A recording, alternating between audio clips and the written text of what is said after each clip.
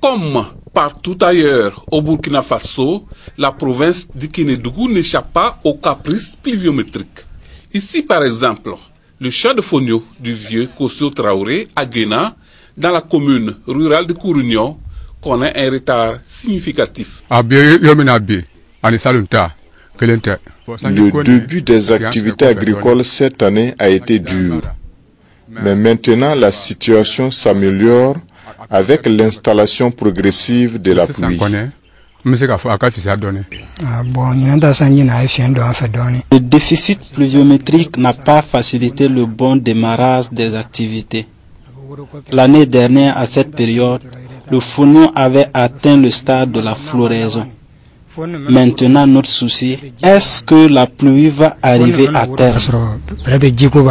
Les techniciens à la matière reconnaissent effectivement les retards pluviométriques cette année, mais restent tout de même optimistes. Et le Fonio, comme je l'ai dit, c'est une céréale.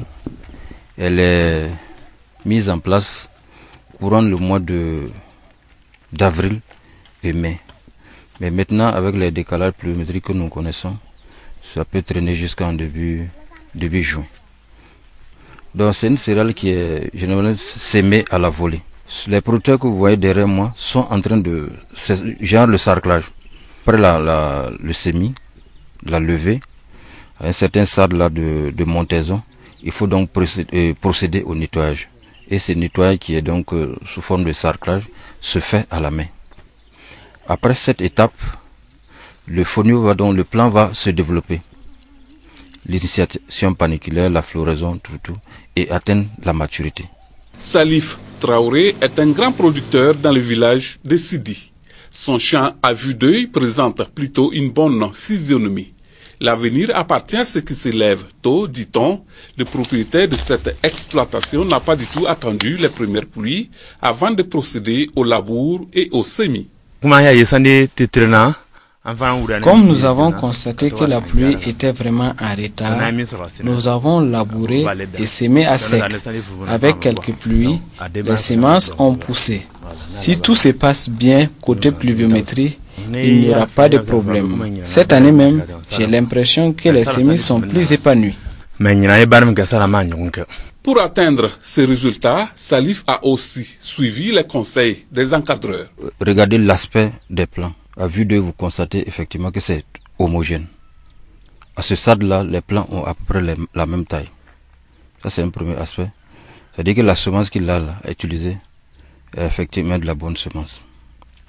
Le second aspect, vous voyez ces plants, c'est du vert, à peu près du vert foncé.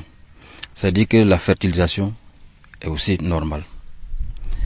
Lorsque vous regardez l'aspect entretien, vous voyez, les mauvaises herbes sont vraiment rares sur la parcelle. L'entretien de la culture est assez correct. Vous regardez le nombre de plants par poquet.